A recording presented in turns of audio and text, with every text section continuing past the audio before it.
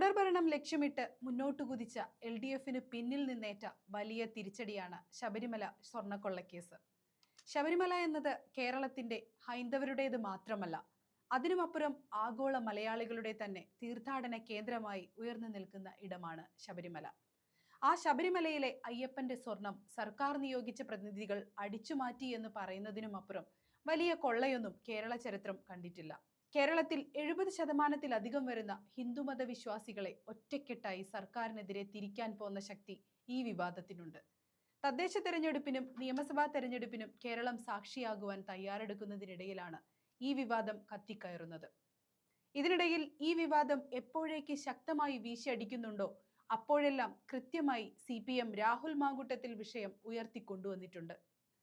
പത്മകുമാർ അടക്കമുള്ള സർക്കാർ പ്രതിനിധികളും നേതാക്കന്മാരും അഴിക്കുള്ളിലാവുകയും ചെയ്തതോടെ വീണ്ടും ഈ വിവാദം ആളിപ്പടരുന്നുണ്ട്.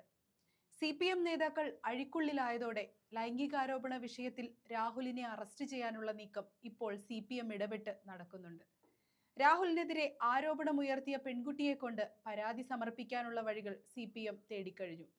ഈ വിഷയത്തിൽ മുഖ്യമന്ത്രി പിണറായി വിജയൻ ഇടപെട്ട് പെൺകുട്ടിയോട് പരാതി നൽകാൻ ആവശ്യപ്പെട്ടുവെന്നും മുഖ്യമന്ത്രി നേരിട്ട് പരാതി സമർപ്പിക്കാൻ സമ്മതമാണെന്ന് മാധ്യമപ്രവർത്തക കൂടിയായ പെൺകുട്ടി സമ്മതിച്ചതായും സ്ഥിരീകരിക്കാത്ത റിപ്പോർട്ടുകൾ പുറത്തു വന്നു കഴിഞ്ഞു.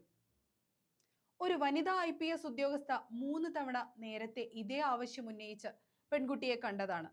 അന്ന് പക്ഷേ അതിന് സമ്മതിക്കാതിരുന്ന പെൺകുട്ടി വീണ്ടും മുഖ്യമന്ത്രിയുടെ ഇടപെടലോടെ മാറി ചിന്തിക്കുകയാണെന്ന രീതിയിലും വാർത്ത വരുന്നുണ്ട്. കോൺഗ്രസും BJPയും ശബരിമല മുൻനിർത്തി പ്രചരണം ശക്തമാക്കുമ്പോൾ അതും ഈ മണ്ഡലകാലത്തു കൂടി ആയതോടെ ഇരട്ടി എഫക്റ്റ് ഉണ്ടാക്കുമെന്ന് CPM ഉറപ്പിക്കുന്നുണ്ട്.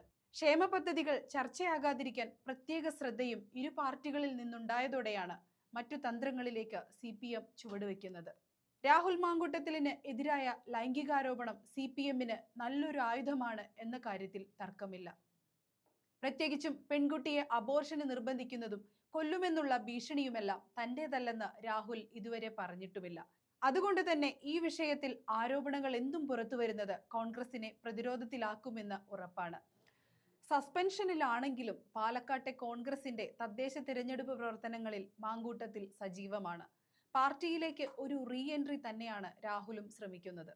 ഈ സമയത്താണ് വീണ്ടും രാഹുലിന്റെ ചാറ്റുകളും ഓഡിയോയും പുറത്തേക്ക് വരുന്നത്. ഇതിൽ പെൺകുട്ടിയെ ഗർഭിണിയാകാൻ നിർബന്ധിക്കുന്നതും അതിനുശേഷം അബോർഷനു വേണ്ടി വാശി പിടിക്കുന്നതുമാണ് ഉള്ളത്. പതിവ് പോലെ ഇതും രാഹുൽ നിഷേധിച്ചിട്ടില്ല എന്നതാണ് വാസ്തവം.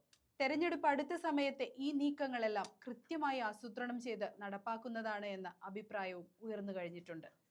രാഹുലിനെതിരെ പെൺകുട്ടി മുഖ്യമന്ത്രിക്ക് നേരിട്ട് തന്നെ പരാതി നൽകുമെന്ന വിവരം പലരും സ്ഥിരീകരിക്കുന്നുണ്ട്. ഇതുവരെയും കൃത്യമായ പരാതി ഇല്ലാത്തതാണ് രാഹുലിനും കോൺഗ്രസിനും ആശ്വാസം നൽകിയിരുന്നത്. പരാതി ലഭിക്കുകയാണെങ്കിൽ രാഹുലിന്റെ അറസ്റ്റിനും താമസമുണ്ടാകില്ല എന്നുറപ്പാണ്. അതേസമയം പരാതിയുമായി മുന്നോട്ടില്ലെന്ന മുൻ നിലപാട് തന്നെയാണ് യുവതിയിൽ നിന്നുണ്ടാകുന്നതെന്നും രാഹുലിനെ തൊടാൻ പിണറായിയുടെ പോലീസിന് സാധിക്കില്ലെന്നും റിപ്പോർട്ടുകളുണ്ട്. തെരഞ്ഞെടുപ്പ് പ്രചരണത്തിന്റെ ഗതി തിരിച്ചുവിടാനുള്ള ഒന്നായി CPM അതിനെ ഉപയോഗിക്കുകയും ചെയ്യും. ഇത്തരമൊരു ആരോപണം ഉയർന്നപ്പോൾ തന്നെ നടപടിയെടുത്തു എന്നതിലാണ് കോൺഗ്രസിന്റെ ആശ്വാസം. ആവർത്തിച്ച് ആരോപണമുയർന്നാലും അറസ്റ്റുണ്ടായാലും ഒരേ വിഷയത്തിൽ എത്ര തവണ നടപടിയെടുക്കാനാകുമെന്ന ന്യായീകരണം ശക്തമായി ഉയർത്തി നേരിടാം. കോൺഗ്രസുമായി രാഹുലിന് ഇപ്പോൾ ഒരു ബന്ധവുമില്ലെന്ന് പറയാമെന്ന ആത്മവിശ്വാസം കോൺഗ്രസിനുണ്ട്.